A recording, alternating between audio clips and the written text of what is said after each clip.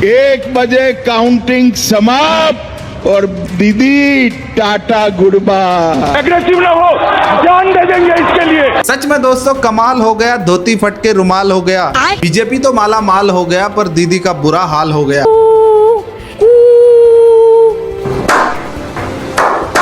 और देखते ही देखते मोटा भाई बीजेपी का पूरा बंगाल हो गया। बात तो सही है। पिछले तकरीबन 2 हफ्ते से पूरा देश इस चुनाव के नतीजे के लिए एक्साइटेड था। पूरा देश इस चुनाव के नतीजे का इंतजार ऐसे ही कर रहा था जैसे वर्ल्ड कप के फाइनल में भारत और पाकिस्तान के मैच का। जी हाँ दोस्तों, इतना तो वर्ल्ड कप में भारत और पाकिस्तान का मैच भी रोमांचक नहीं होता है जितना रोमांचक इस चुनाव को मोटा भाई ने बना दिया। सच में दोस्तों इतनी रोमांचक तो आदित्य भाई की धुरंधर 2 और मोटा भाई के बेटे जैसा का IPL भी नहीं है, जितना रोमांचक खुद मोटा भाई ने ये चुनाव को बना दिया। पिछले 1 महीने देश के हर गली हर नुक्कड़ पे इस चुनाव की भारी चर्चा हो रही थी। जी हाँ दोस्तों, गृह मंत्री अमित शाह जी की शानदार प्लानिंग और प्रधानमंत्री नरेंद्र मोदी जी की कमाल की लीडरशिप और बीजेपी कार्यकर्ताओं की अथक मेहनत की वजह से बीजेपी बंगाल के अंदर चुनाव जीतने में सफल हो गया है। और सच कहें तो सिर्फ चुनाव ही जीतने में सफल नहीं हुआ है, बल्कि उन्होंने दीदी का ये कर दिया। हम्बा हम्बा रम्बा रम्बा कम्बा कम्बा दुम्बा दुम्बा बुम्बा बुम्बा बम्बा बम्बा।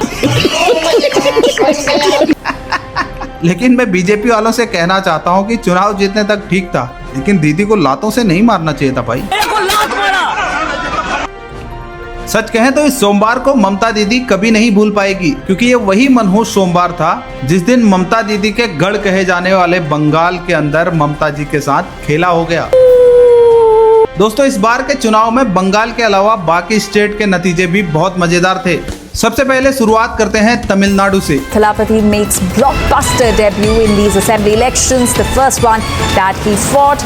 This is a reminder to Mamata Banerjee and the Trinamool goons that you cannot be an anti-Hindu party and hope to be in power anywhere in India. Tamil Nadu के अंदर बड़े बड़े राजनीतिक चाणक्यों और एग्जिट पोल ने तो ये कब के डिसाइड कर दिया था कि BMK वहां से आसानी से जीत जाएगी, और एग्जिट पोल वालों ने ये अनाउंस करके तो वो सो भी गए थे। लेकिन फिर वहां एंट्री हो जाती है थालापति विजय की। साउथ इंडियन मूवी की तरह विजय थालापति ने वहां की पॉलिटिक्स में ऐसी एंट्री मारी कि तमिलनाडु के सारे राजनीतिक चाणक्यों का गणित धरा का धरा रह गया। इनके लिए विजय की पार्टी TBK एकदम आउट ऑफ द सिलेबस आ गई। विजय को देखने के लिए अभी तक यूं तो तमिल के सिनेमाघर फुल होते थे, लेकिन ये किसी ने सोचा नहीं था कि विजय की पॉलिटिक्स में भी एंट्री एकदम ब्लॉकबस्टर रहेगी। विजय की पार्टी TBK ने तमिलनाडु से 100 से ज्यादा सीटों पर विजय हासिल करके सरकार बनाने की प्रबल दावेदारी पेश कर दी, और खबर है कि आने वाले कुछ दिनों में विजय वहां के CM के तौर पे शपथ भी ले लेंगे। खैर विजय को हमारी तरफ से इस विजय की बहुत बहुत शुभकामनाएं। और दोस्तों अब बात करते हैं नॉर्थ ईस्ट की, जहां से पवन खेड़ा जी के लिए अच्छी खबर नहीं है। पहले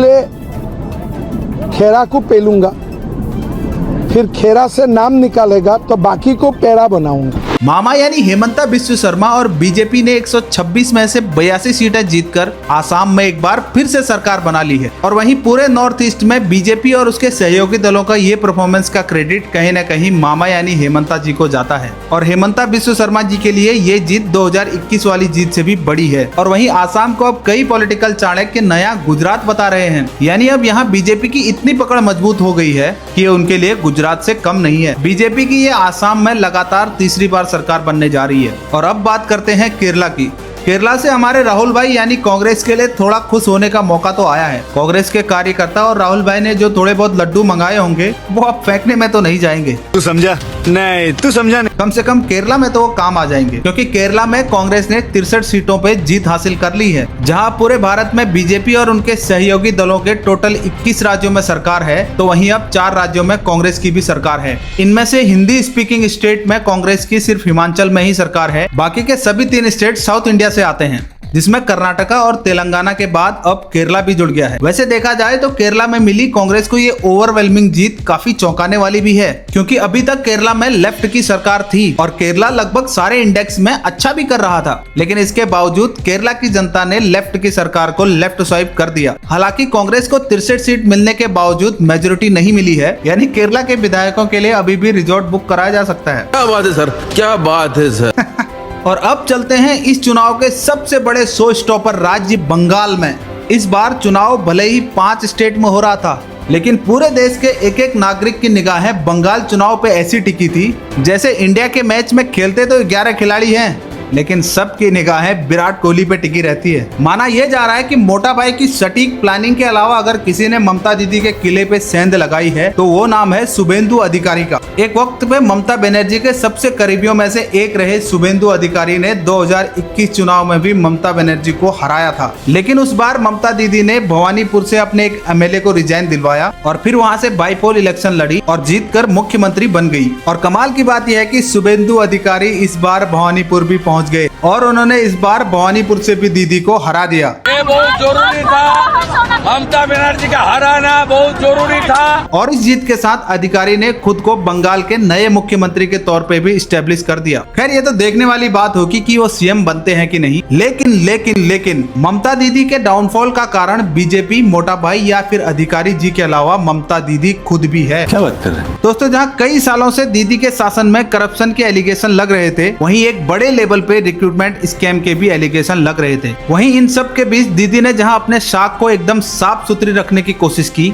लेकिन आप खुद ही बताइए एक एम्प्लॉयर अपने आप को ऑर्गेनाइजेशन से अलग कब तक बता सकता है। और वहीं बंगाल में लॉ एंड ऑर्डर का चरमराना भी दीदी की हार का एक बड़ी वजह बना। और वहीं हर साल इलेक्शन के बाद होने वाले दंगों ने बंगाल की छवि को एक बहुत बड़ा धक्का पहुंचाया। और 2 साल पहले जो आरजेकर मेडिकल कॉलेज में हुआ, उसने दीदी के इस हार के ताबूत में आखिरी कील ठोकने का काम किया। जी हाँ दोस्तों, आरजेकर मेडिकल कॉलेज में जो रेप एंड मर्डर केस हुआ था, उस केस को ममता बनर्जी ने दबाने की बहुत कोशिश की और उसका नतीजा बंगाल के महिलाओं का गुस्सा ममता दीदी के खिलाफ इस चुनाव में साफ नजर आया। और कहा यह भी जाता है कि ममता के राज में बंगाल के अंदर बिजनेस करना भी अपने आप में एक चुनौती है। इसी वजह से बंगाल के अंदर कोई बड़ी इंडस्ट्री भी सेटअप नहीं हो पा रही है, जिस वजह से बंगाल के अंदर कोई जॉब की अपॉर्चुनिटी क्रिएट नहीं हुई और इस वजह से बंगाल के युवाओं को अदर स्टेट में जाके काम करना पड़ रहा है। बस इन सारी वजहों से बीजेपी ने इस बार बंगाल में इतिहास रच दिया और अब थोड़े ही दिनों में भारतीय जनता पार्टी का कोई कैंडिडेट बंगाल के मुख्यमंत्री के रूप में शपथ लेगा। और वहीं ममता दीदी ने आज एक प्रेस कॉन्फ्रेंस में बीजेपी पे आरोप लगाते हुए कहा कि मैं ये चुनाव हारी नहीं हूँ, मुझे हराया गया है। और साथ ही उन्होंने बंगाल के मुख्यमंत्री के तौर पे इस्तीफा देने से भी साफ इनकार कर दिया।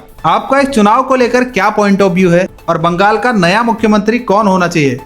अपने सुझाव कमेंट बॉक्स में लिखकर जरूर जाना और देश और दुनिया की अपडेट्स के लिए इस चैनल को सब्सक्राइब करके जरूर जाना। Thank you so much.